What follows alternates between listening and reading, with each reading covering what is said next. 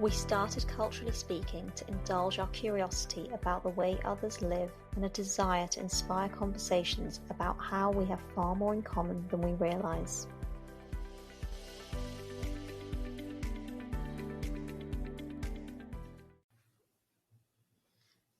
Okay, so we are back with season 4 officially. I can't believe we are actually on season 4. It's been quite a... I think as well, for anyone listening that isn't familiar with how we produce the podcast, some of these stories and the episodes we've recorded for this season were a long time ago, but we've refreshed our sort of memories, our own memories of recording with our guests, haven't we, through producing the episodes. I think today's episode, being the first one of this new season, we'll share the story in a little bit, right? But do you want to talk about some of the key themes that you picked out? Yeah, I'd also just like to say, April, we really connected with her from the offset. She just had this great New Yorker vibe about her. Yeah. Really a lot cute of charisma. Dogs.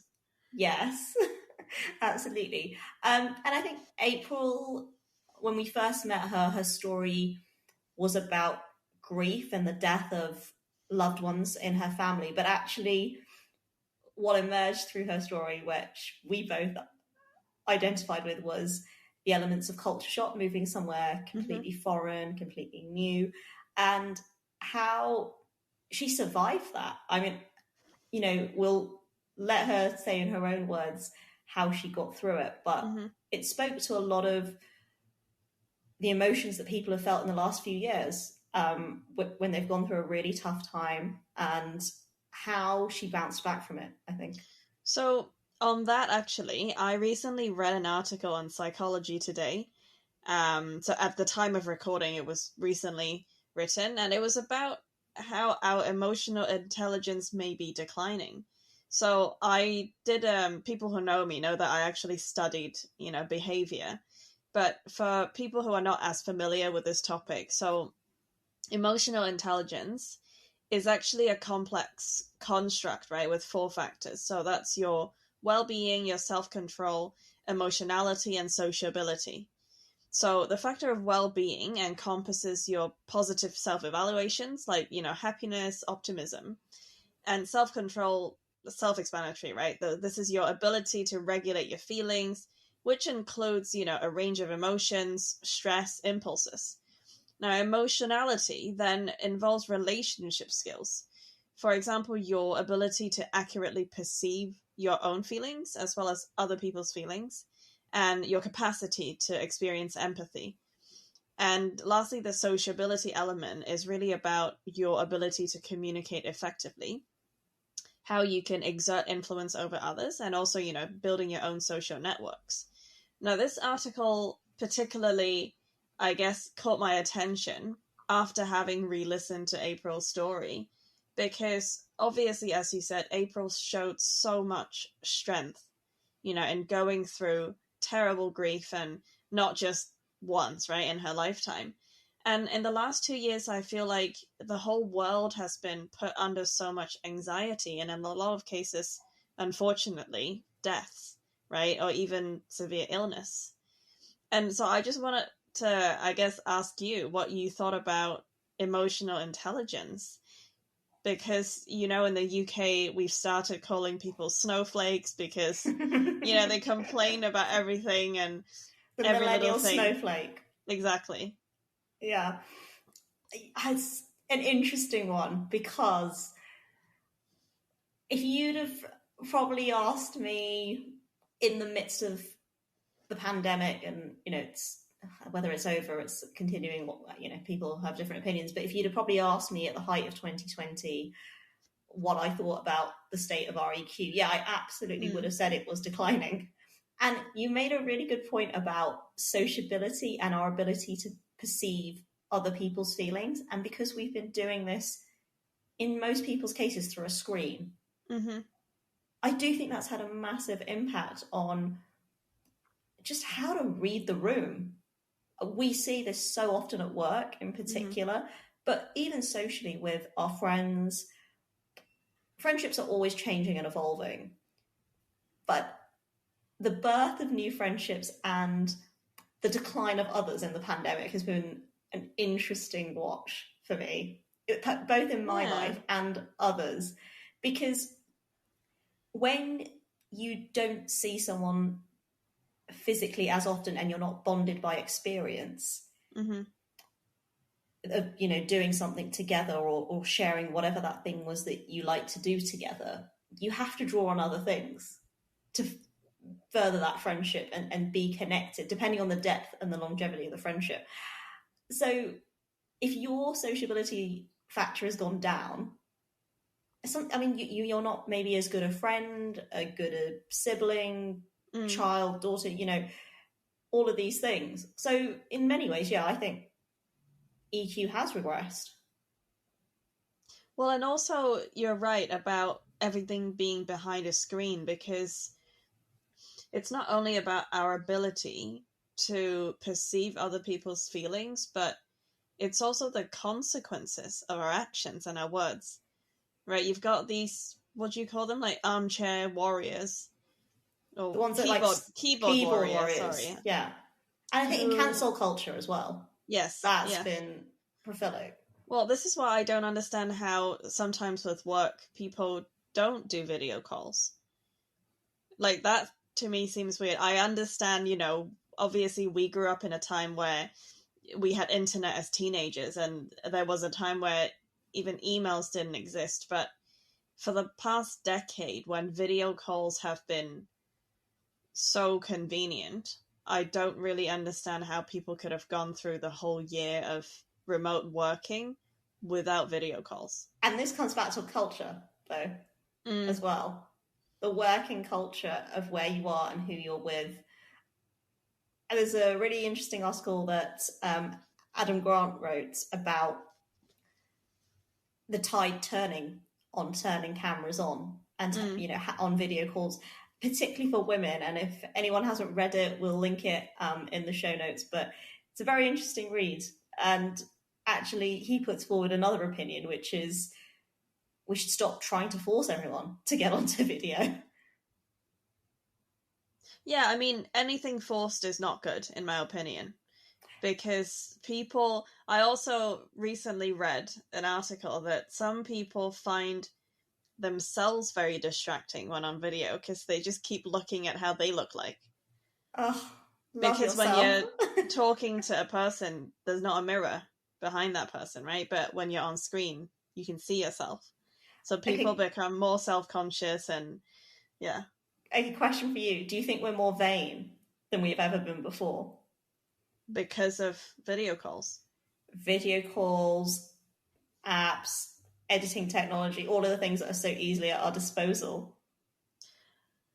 I think vanity hasn't changed, but I think social standards have changed. Put it that way. I think people who were vain are still vain, but perhaps because standards have risen to the point where you need to look airbrushed, the efforts have gone up. But I don't think baseline vanity has changed. Hasn't for me. I think at some point when you're already, you know, when you've been working with the same team for a while, you know what each other look like. So this is an interesting point, because I, as you know, and you know, people that know me will know, I moved jobs in the pandemic. So I worked with a brand new team who had never seen me in person for, it was coming up about 10 months. And although I was on video and I have, you know, a work headshot, the truth is they hadn't actually seen me in the flesh. Yeah. And I am always curious as to whether they think I am the same, because as you know, I like to think I'm very consistent and on brand in all areas of my life. I don't think, you know, you, my family, my friends, people who know me get anything different. I am by and large normally the same. But yeah, I do wonder what they thought. And there were definitely people I met that I didn't, you know, neither positive nor negative, but just different. Just different, because a camera doesn't always pick up, you know, everything about the way that you're representing yourself. I kept saying to people was that we literally don't know how tall each other are, because it's always chest up. right? And people who know me and Neha know that we are not by any measure of the word tall, but we have a way of carrying ourselves, I think, in meetings. And I've had people, some comments were funny. Like, they were like, oh, you're shorter than I thought, or like, you're I really get that skinny. a lot. Yeah, I mean, we'll talk about voices and the way we're perceived, but I always get told, oh, I thought you were going to, like, occupy more space. Because I'm quite slight. Yeah, that's what I always get told. Yeah. I don't know. I feel like if you look at the generations growing up now, they don't have the comparison though, right? They were born into a world with cameras everywhere, everything's on social media, whereas we didn't have that really when we were teenagers. So maybe these things are just things that we notice because we have something to compare it to. That's a good point. I think with digital natives, they inhabit a space that you and I don't necessarily understand. Mm-hmm. And likewise, probably the generation that will come after them won't understand what used to be like our fascination with all of these things that suddenly we had. Because for us, I think there was a novelty factor to some of these things initially. Mm-hmm. And obviously that wears off over time because, as you say, it just becomes part and parcel of our daily lives. But we can remember life without it. I mean, do you remember when we had everybody had a Nokia phone, and to type a text you had to like go around all the letters of the alphabet? The three, is it the 9 or the 3? I can't remember what they call it, it's but yeah. like A, B, C, and then D, E, F, and you have to like cycle through them. And it was still, we would still so diligently and almost like in a hungry way, like text our friends like there's no tomorrow, because that was new to us. Whereas now, you know full well that, okay, you and I, we do message each other pretty much on the daily, but I would say I probably use my phone for communication way less than when phones first came out. Because your phone, as its primary function, was only communication. Yeah. Right? It wasn't that you had your camera in your pocket or, all the other things that we have. It's your phone now is not about communication. Imagine I used to have an iPod in addition to a phone. Can you imagine? Well, exactly. Like all of these things. So, like, you used to have a digital camera. Oh my God. Yeah. Remember those? You take them out? Oh my God, yes. Yeah. Yeah. My brother had a Walkman. I remember a Walkman, yes. Yeah. And then, so this is going to age me so badly, but when we first got internet at home, we had to have a dial-up modem through the fax machine.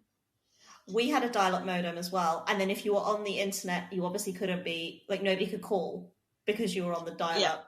Yeah. And I remember, and then, I don't know if it's a very UK specific thing, but when we were in primary school, you could send a text to a landline and this automated voice would read out the text.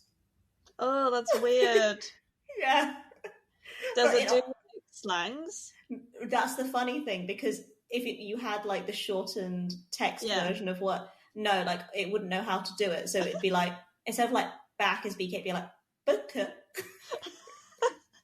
All right, if I can manage to find it, I'm going to add in the dial-up sound to this for a bit of reminiscence. Like, it's a sound that if you grew up with, you never forget. And I'm so glad I don't hear it anymore.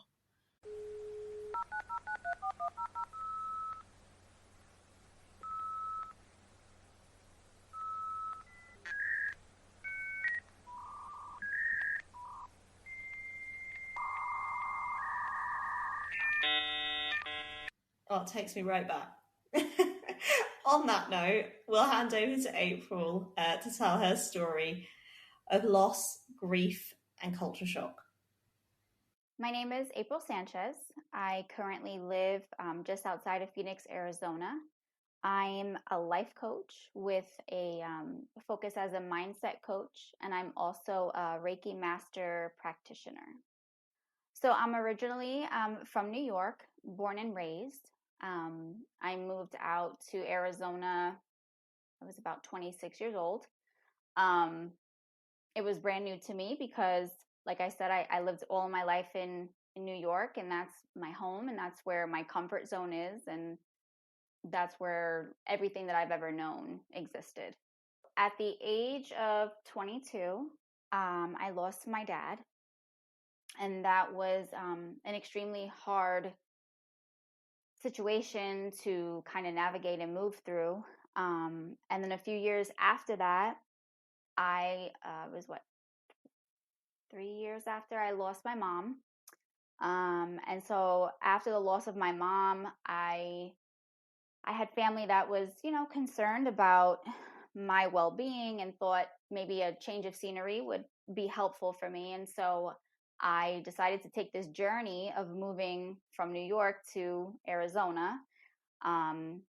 And that was a culture shock for me. I don't feel like I was well received here in New York. And at the same time, I think I felt lonely because everything I knew was back home in New York. And then at the same time, everything was so different in Arizona. The people, the culture, the way people talk, the way people dress, mannerisms, so many things. I just felt so out of place being here. So I was definitely a daddy's girl. My father was like a big teddy bear. Like he was very, people were scared of him. He was very intimidating. But at the same time, there was a soft side to him where he had this like understanding. Like we had an understanding with each other. We had this relationship or this bond that was just so different from everybody in the family. And so I looked at my dad like my world, my everything, my safety, my rock. And he instilled a lot of the attributes and characteristics that, I have today. And so losing him was probably one of the hardest things in my entire life. It was kind of like something that you fear coming true and having to face the reality of it. And death is just so concrete. There's nothing you can do to change it. There's nothing you could say, nothing. And so you just have to like learn to live without this person. And so at first I lost myself. Everything about me just kind of like turned upside down. I just felt lost. I felt lonely.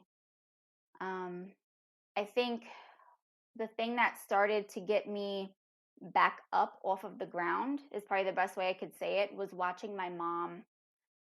One night I was overhearing her like late at night in her room, and she was just kind of like talking to my dad, and she was crying and saying, oh, you left me. And, that just broke my heart all over again. And I said, wow, like I need to get myself together because my mom needs me. And so that was when I kind of like, I lifted myself up to help her, but I wasn't really healing, or I wasn't really allowing myself to fully grieve. I was just surviving. So my first encounter with death, I was 10 years old, and I remember the phone ringing probably like at 3 a.m. My dad answering it, kind of having just this awkward vibe, or even as a kid, like you just felt something was off. And then like more family gathering together, and tears. And long story short, he was like my favorite uncle, and he would always say, if anything ever happens to Pop, which he was talking about my dad, I'll be there for you. And so even at a young age, I kind of was like, wow, that that promise is like broken. The promise is gone because he's not here. And my family and my mom especially was trying to not let me go to the services. And I told her that I didn't think that was fair. And I wanted to go. And so that was my first experience to just see so much heartbreak and at the same time anger, and see people that, you never saw cry or get weak like that before, just show a different side of them. And so I think for me at a young age, I understood the impact and the pain and,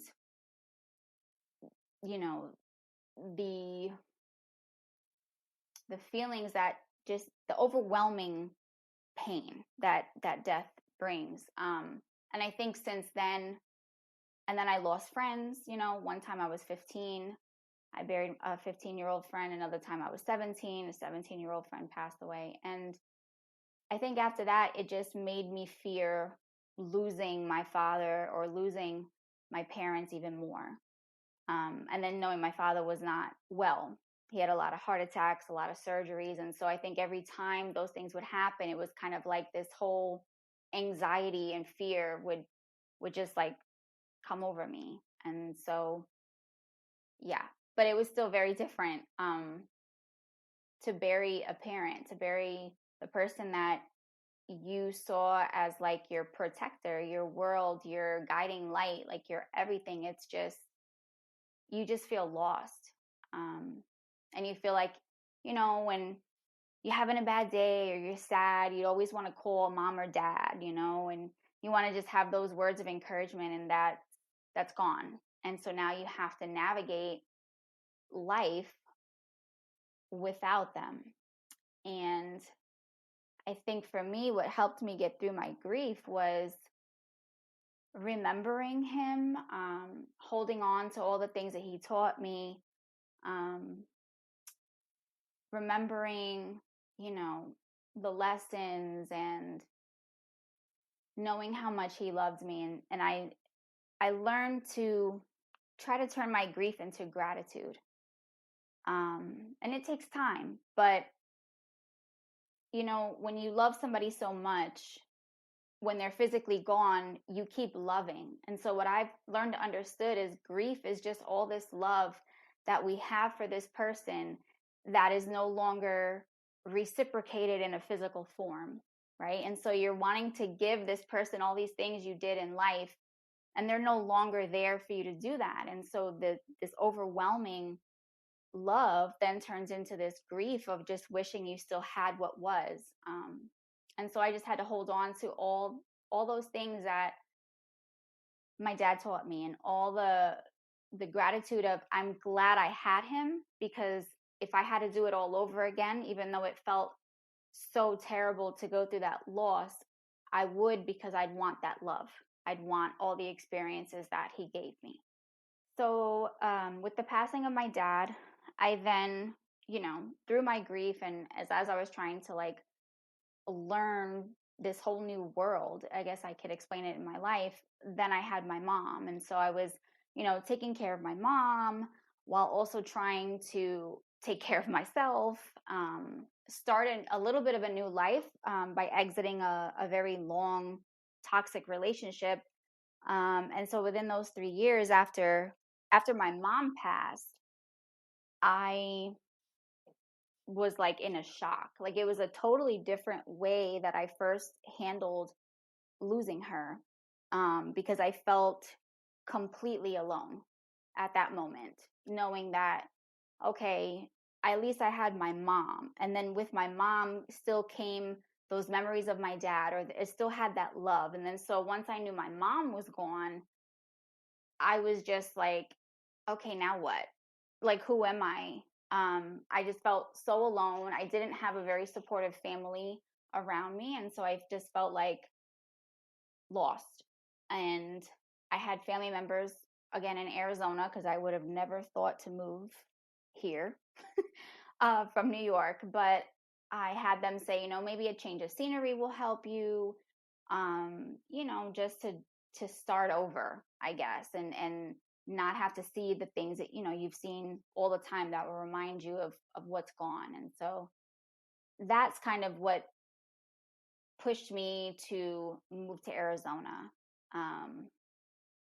And so when I got here, I think I was still trying to grieve. I was still trying to understand, who am I now? What do I do? How do I get through this? Like, where do I even start to, I guess, even accept it? I think that's the hardest part, is that sometimes we're not willing to accept that this happened, that you can never call them again, that you're kind of like, I have to grow up really fast. Yeah, so moving to Arizona was different. It was definitely a culture shock. And, I'm used to New York, which is, we're kind of like a little fast moving. We're loud, we're vocal, we're honest. And sometimes I think people see that as being rude, but we just believe in, like, say what you mean what you say. And, just having like people that are like you. And so everybody's just the same. You don't see yourself as how I just described us. Like, we don't see ourselves that way when we are in New York and growing up there. But when you are kind of taken from your norm and then you're placed in this place that, okay, first of all, it's like all desert. And I'm like, I'm not used to that. The palm trees were great, but there's no corner stores. Like, there's no, people just kind of like congregate on the corners in New York, and it's a thing, and you see people that and you yell out the window, hey, and you don't see any of that here. Like, it's very quiet in a sense. Like, it's very, like, everybody just feels like they're in their own little world. It's very private. I would always like make conversations in the stores back home, and I started doing it here, and they'd look at me like I was crazy. Like, I would go to get something at the gas station. I'm like, hey, how you doing? Trying to make a conversation. They just look at you like, why are you talking to me? And I'm like, okay. And so I think because of, I dress different.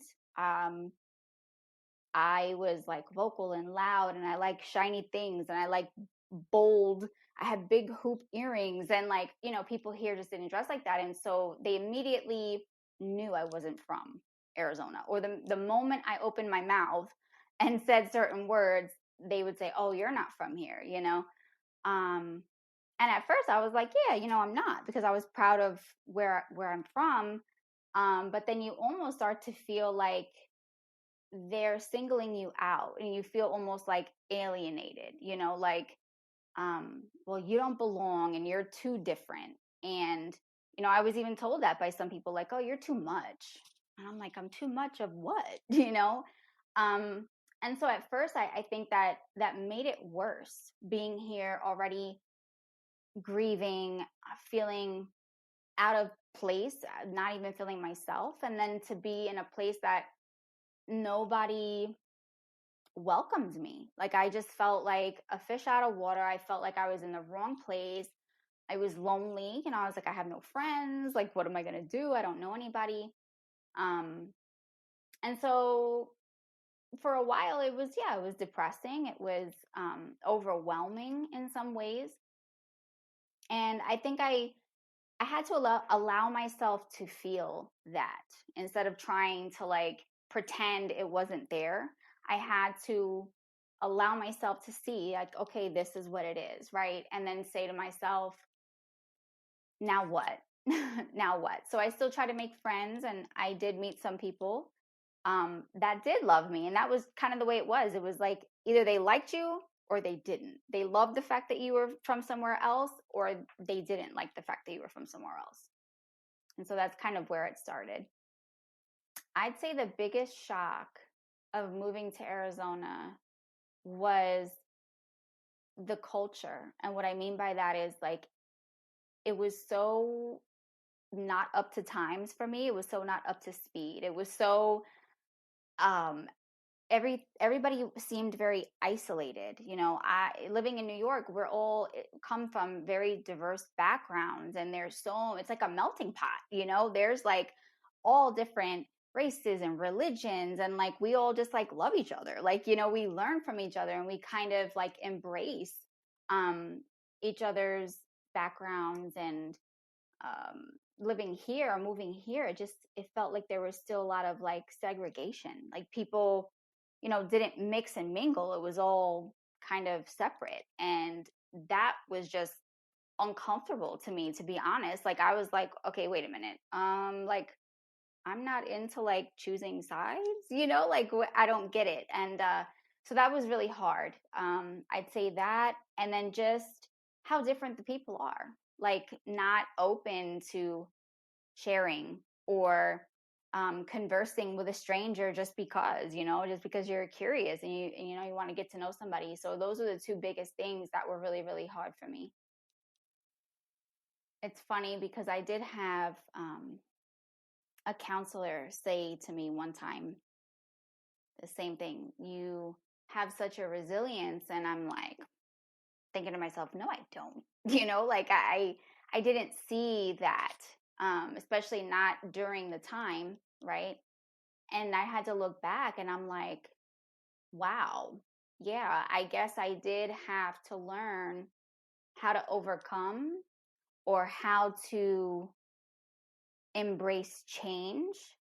And then how was I going to navigate all these changes? And I feel like my resilience, came from even my family, even being young, and just knowing that I kind of wasn't truly accepted, even in my own immediate, I'll call them relatives, because family to me has a different definition, but within my own, with my own relatives, because of my background and like how my life started, I just wasn't accepted. So I already then was like having to accept that those people that were supposed to love me didn't love me that way.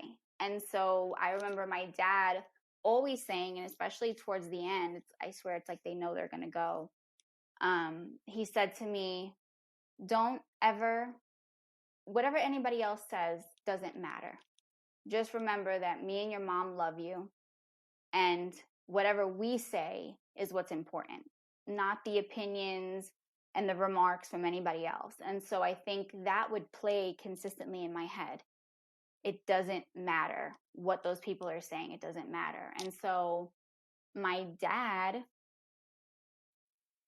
he made me grow up fast. And he said that to me, like, again, before he passed, he said, hey, I'm really sorry that I made you grow up so fast, but I wanted to make sure that you could take care of yourself even when I wasn't here, because of the big age gap. I mean, he knew he wasn't going to live, to see me be 40, 50 years old. And so I appreciate that, though, and I told him, I don't want you to feel sorry. Like, I'm thankful that you taught me all these things, because if I didn't have these skills, I don't think I could have made it with all these things that I had to face, all this adversity and all this pain and change. I don't think I would have made it. And so I guess it's just based on what I already went through, and then what my dad taught me and how my dad taught me to be strong.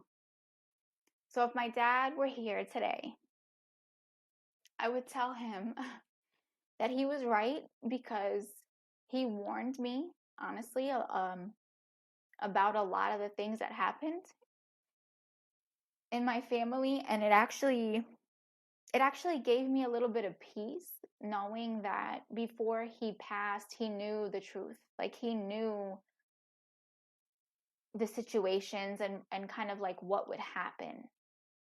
And in addition to that, I would tell him that I'm so grateful. I'm so grateful that, God allowed me to have him in my life. I think that's the thing I've learned, is, about grief, is that so many people think like there's a switch, and eventually it just goes away, and it doesn't. You always cry for them. I'll always cry for my dad. I'll always cry for my mom. But it comes in waves now. Instead of feeling like you're in a constant place that you're drowning, it just comes in waves. And so as time goes on, you just get better at riding them. That's all. The pain doesn't stop. And again, it would just be me telling him, thank you. Thank you for all the lessons. Thank you for the way you loved me. Thank you for helping me become the person that I am. Thank you for wanting to raise me and being willing, like taking that on, because my mom and dad didn't have to do that, because I wasn't birthed by my mom. But I was raised by them, and they're my parents. And I think I'd also tell my mom, actually, that now I understand when I was younger and she'd cry often. And I used to say, Mom, why are you crying? Like, don't be sad, And she used to tell me, you'll understand one day. And she was right, because you do. I think life happens, and these things that happen, they leave imprints on you that are invisible to other people, but it's things that you feel. And every pain, every adversity, every challenge that we go through, yes, it's hard and it's painful, but it also like cracks open a piece of you. And there's this Rumi quote that says, the cracks are where the light enters you, or something like that. And so it's almost like those pains that you feel are these openings allowing you to like evolve and learn more about what life really is. Like, it's not this physical thing that we all think it is, And so everything that we go through, in a sense, once you heal it, it softens you, and it gives you a different understanding, and it gives you compassion and empathy. And so now I understand why my mom used to cry so much. And it's okay. I've had to learn that it's okay. Like, I used to say that's a weakness. Like, that's something coming from New York. Like, you don't cry. You don't show your emotion, because then you are a target. Then you're weak. And so, I had to embrace, like, it's okay. It's okay to cry. It's okay to show your feelings, because we're human, or we're having a human experience. And those are all part of it. If I'm going to be completely honest, there were times when I did not have hope for the future. There were times, especially in depression and deep in grief, where I felt hopeless and I felt lost. And now what gives me hope is being able to look back and just realizing how far I've come, how many things I went through that I didn't think I would get through, that I didn't think I would survive. And yet I found a way through it. And so it's almost like I say, especially like losing my dad was like that first crushing moment that I've never experienced to that level. And I now say, if I can get through life without the man that meant everything to me, that I thought I would never survive that, and I have, then what else could stop me at this point? Like, I've already had to experience something so deep and so painful that anytime anything else happens, I remind myself, like, well, you've already been there. Like, you got this. One day at a time. One day at a time. One foot in front of the other. And to remember, like, I'm not perfect. None of us are. I'm going to make mistakes. I'm going to fall. I'm going to fail. And that's all part of it. I think I'd rate my life satisfaction at this point probably 6.5. maybe towards a 7. I'm not where I want to be yet, but I'm definitely way ahead of where I was. And so I think that's also what keeps me going, though, is that there's more.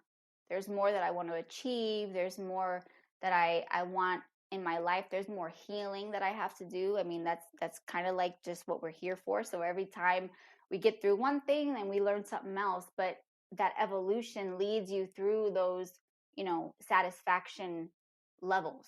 And so I think like as we grow, the satisfaction gets higher. Wow, what a story from April. I really feel the depth of her emotion, how raw it was. You could hear it in her voice, right? And this is something that, funny that before we heard the story, we talked about this new distance we have between people because of, being remote. And I guess COVID or not, we would have done this remotely with our guests in the US, but I just really appreciate that all our guests, not just April, I feel like we do connect with them, even though it's through a screen. Like, they really bring all of themselves to these conversations. So I really enjoyed listening to, April tell her story. Yeah, I think her vulnerability in telling it, because death is something that will impact everybody at some point. It may not have already, and it certainly may not have in the way it impacted her, but it is a very natural part of life. And life must always end. So yeah, I did really appreciate how open she was about it. But I think the thing that I want to talk about is, and I touched on it, she was this fabulous New Yorker, and I really loved the way that she spoke. And, obviously our listeners can't, they haven't got sort of an image of her as she was talking, but, beautiful nails. Yeah, which I know speaks to your soul. But she talked about the culture shock of going from big, fast-paced city life in New York to, what she basically described as the middle of nowhere, right? Yeah. Arizona still obviously has large cities, but, you got the sense that she felt like a fish out of water. And the culture shock was real for her. And she just did not feel accepted. I think, and you don't necessarily have had to have moved, across a country, across states to feel that way. You can easily have culture shock in your own neighborhood. Yeah, exactly. But I was reading up about culture shock, and there are 4 stages, right? There's the honeymoon phase, where everything's rosy and beautiful and you're in love with the idea of this new culture. There's a frustration of just trying to fit in, but not quite understanding the small details, the intricacies, where no one's given you the handbook on how to do it. The adjustment, where things start to click and you feel much more comfortable in your own skin. And the acceptance, which is where you won't necessarily love everything about the new place you're in, and you might still long for some things at home, but actually you've made your peace with where you're at and you're getting on and you're able to function in daily life. So as someone who moved countries at a relatively young age, does that feel familiar to you? I'm not sure if all 4 of them had equal weighting or equal durations, because having come for school, I think that was a very different experience than if I had moved here as an adult, having to find a job, having to do adult things. A big part of that was solved for me. I had a roof over my head. I was surrounded by peers who were there to do the same thing. So, and also because, the way I grew up, it wasn't as if I've never left Hong Kong. So I wasn't completely shook by what I saw here. Was there anything that was like romanticized about living in the UK, or like you thought it would be like, I don't know, I happen to know you went to school, somewhere in a very sort of pretty part of the country, you thought it'd be cute and quaint and chocolate box, or actually because you'd already visited the UK so many times, it didn't sort of sway you one way or the other? I think, again, because I was in a very, I guess, limited area, right, at school, being in boarding school, and I'd already visited the school before going there as a, prospect, like, student. Um, I don't feel like much was romanticized about it. Perhaps it was the opposite. A lot of people who don't live in this country have this idea that, oh, the weather is bad all year. And I have to say, right now at the time of recording, our days are getting shorter and we do have dreary, like, rainy days. But I would say for most part of the year, it's very comfortable. Like, it's usually quite dry, breezy.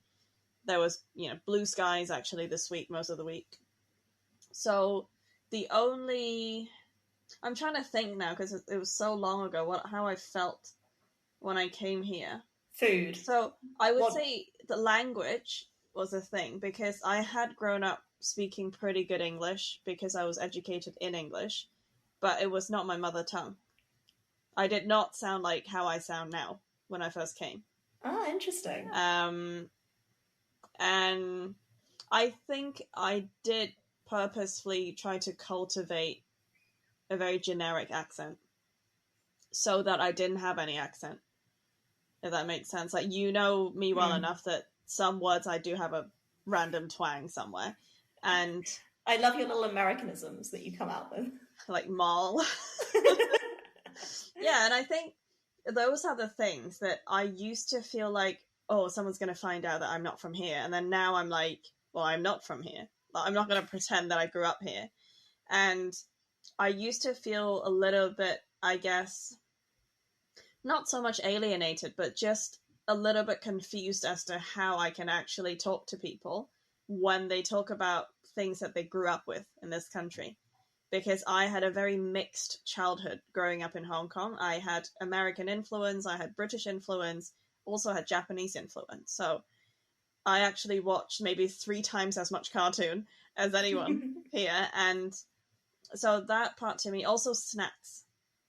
The food. This is why I said to you, the food when you came to boarding school. It was heavy, to me. So within 3 months, like within the first term, as Michaelmas term, I put on weight because I wasn't used to having pudding every day. It's just not a thing that you would have, but in boarding school, so you have a hot breakfast every day, and other people, like day girls, sometimes they come have breakfast as well, or other, British girls who don't live in that area and are boarding.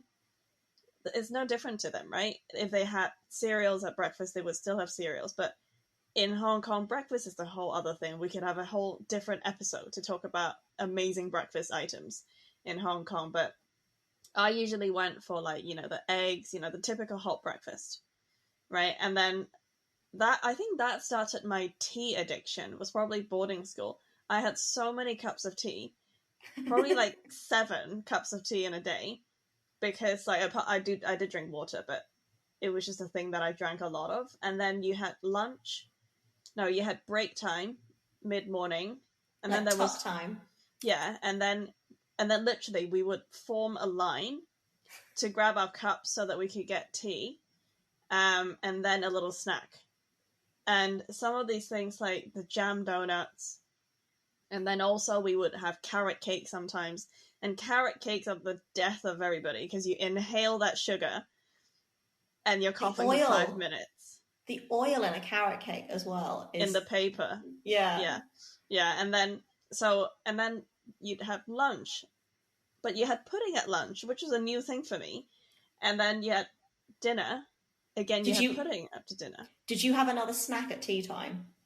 I think so, but it would be something smaller, like a flapjack. Yeah. It wouldn't be a heavy thing. It would be something smaller. But then we had sports, right, in the afternoon. So I guess that's why people burn off calories. But I remember literally at Christmas, the first time I went back to Hong Kong since going to school, I had just bloated. I had just increased in size. Like the equivalent of the freshman 15, but I don't know what we call it in the UK.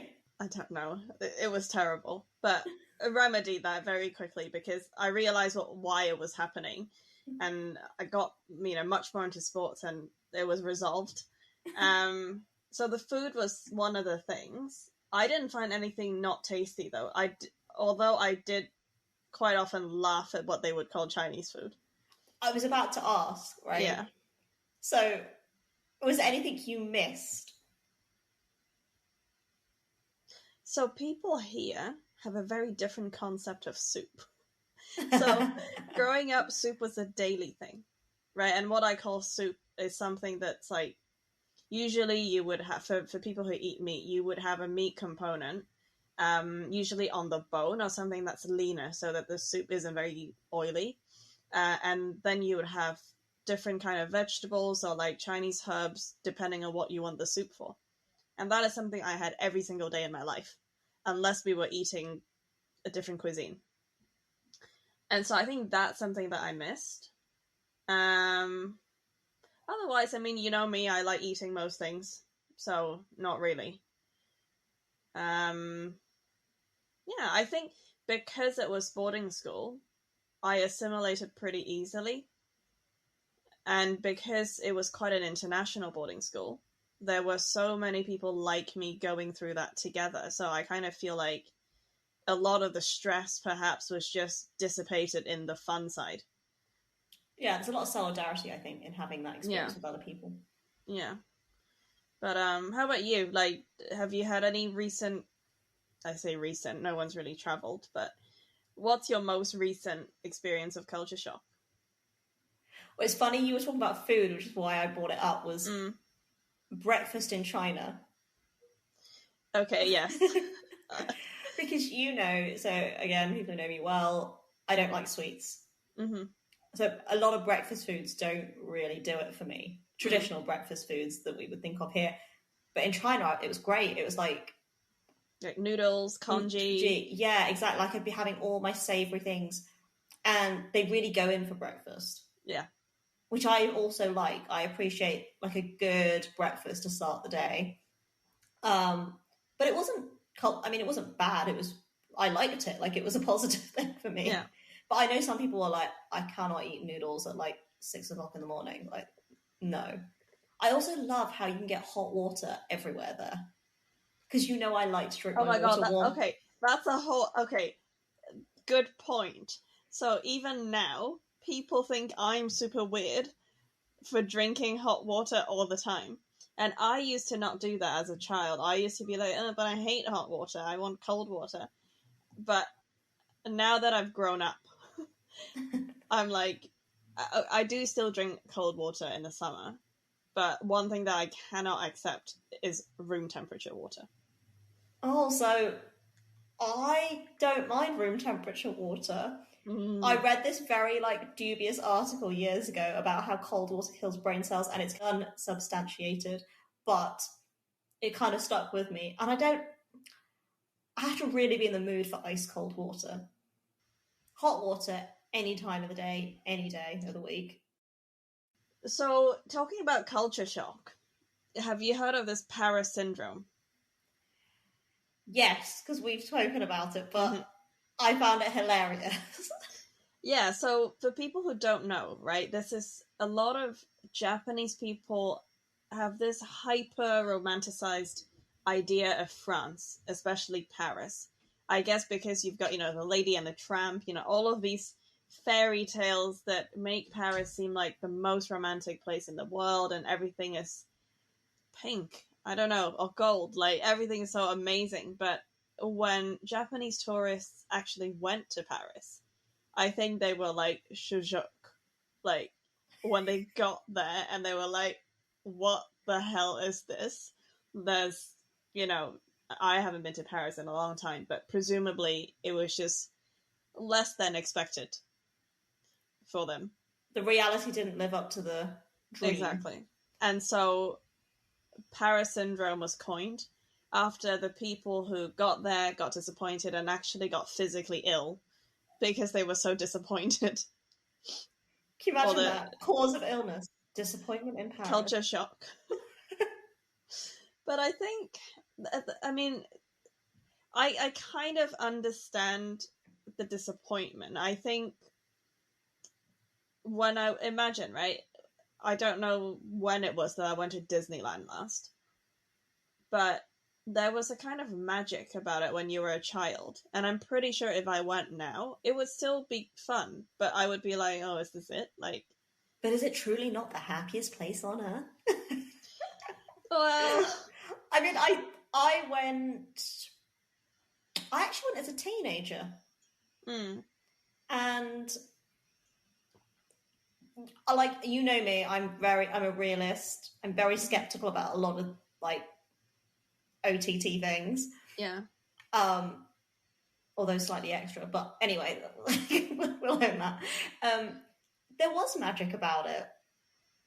Because like when Mickey and Minnie come up over to you, like you can't help but get excited. Okay, can I be honest? This is not really a culture shock thing, and this will be the last thing I share today on this podcast. But you know, we went to the Van Gogh immersive experience. I was a little bit underwhelmed until we got to the lying down bit. That was good. That's because we could just take a nap. You know what I mean? But I think the whole point of that exhibition, it really was about the immersive experience. The rest of it was just fluff. It's like someone put stuff up in a shed. It was a pop-up. Fine. I'm just being honest, right? People who haven't been should still go, because I think the immersive part was very well executed. Like, it was very good. Yeah, I mean, for me, my biggest disappointment, like my Paris syndrome moment, I didn't get sick though. I recently went to Munich, and there's a castle in Bavaria, as we're talking about Disney, that supposedly inspired Walt Disney to create the logo. So it's Neuschwanstein's castle. And it's a very lovely walk. You know, you walk sort of up this hill for a good sort of 20, 30 minutes. There's horse-drawn carriages. You know, it was all very autumnal and lovely. And then I saw the castle. And I was like, well, that's it. In its defense, I think there are better viewpoints, you know, across the bridge and whatnot. And the bridge wasn't open at the time I was going, because it's undergoing construction or repairs. But I was a little bit like, okay, don't quite know how this inspired the logo, but we'll go with it. Yeah, I think horse-drawn carriages is another thing that I remember when I was, I would say maybe 11. I don't know. I was a child, but not like 5 years old child. I was an older child. And we went to Switzerland as a family. And being a little girl, you know, I loved the book Black Beauty. I had a poster of Black Beauty on my wall. I was crazy about horses when I was little. And so the chance came, right, when we could go up this hill on a horse-drawn carriage, and it was a lovely horse, you know, white with the fluffy, like, I don't know what they're called. Hooves? Yeah. And it was just a really pretty horse. And then they did this, the carriage was really nicely decorated, and I felt like such a princess, you know, going on it. I got on it, and then as soon as we started the clippity-clop, the poo started coming out from the horse. And then I think that moment just broke everything for me. As a little girl, I was like, oh no, like, I thought this was going to be magical. But it's just, we're literally following poo. So, I will end that story here.